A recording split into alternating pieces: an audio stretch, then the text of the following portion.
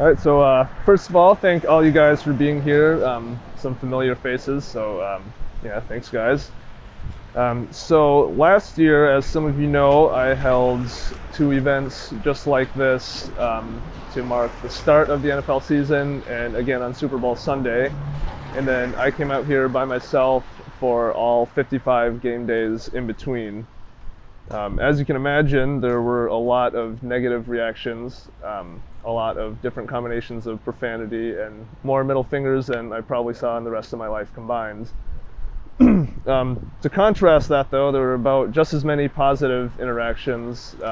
This one woman brought me a set of hand warmers, multiple people brought me coffees, and this one guy saw this group of middle-aged guys spewing all sorts of poison at me, and he went and bought a coffee, circled around the block, gave it to me, and told me that he didn't necessarily agree with what I'm standing up for, but he admired me standing out here, standing up for what I believe in.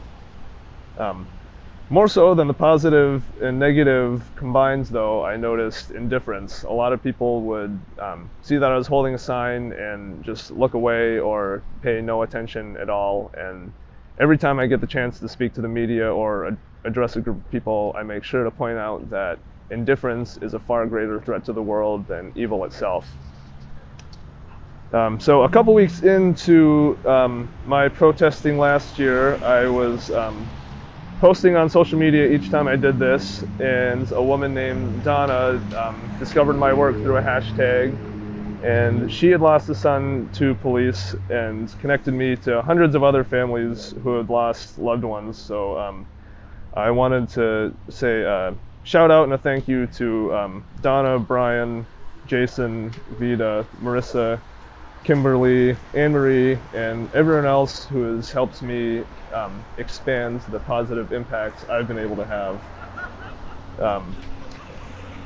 So as you can imagine, I was originally inspired by Colin Kaepernick, and he sacrificed what many would call a dream career doing what he loved, speaking out against something that didn't necessarily affect him directly.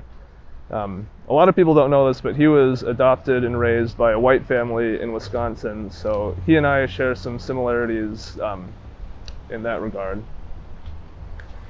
Colin Kaepernick once said, "I can't look in the mirror and see people dying in the streets who should have had the same opportunities that I've had and say, you know what, I can live with myself because I can't if I just watch." I couldn't live with myself if I just watched either.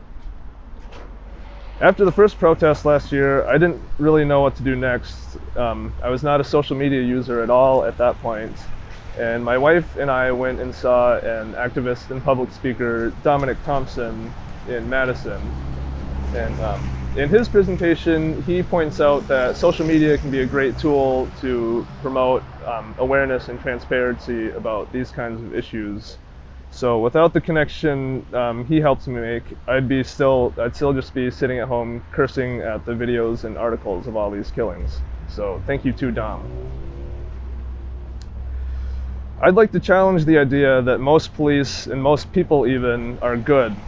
If someone witnesses injustice of some kind and ignores it, tries to justify it, or helps cover it up, isn't that just as bad as committing the act yourself?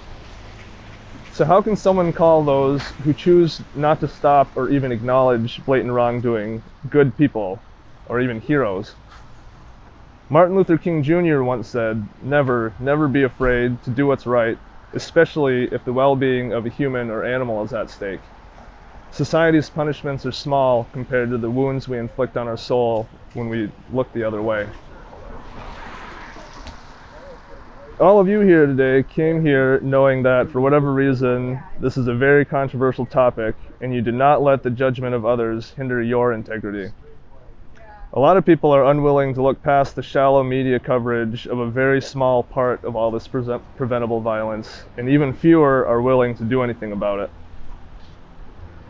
Martin Luther King Jr. also once said, "The ultimate measure of a man or a person is not defined by where they stand in moments of comfort and convenience, but where they stand at times of challenge and controversy."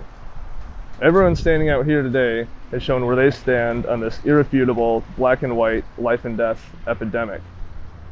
We're here because we refuse to stand for the national anthem of a country that propagates messages of liberty and justice for all, but only extends that privilege to some.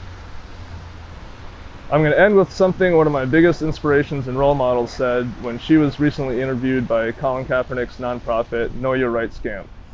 No justice, no peace, in that order.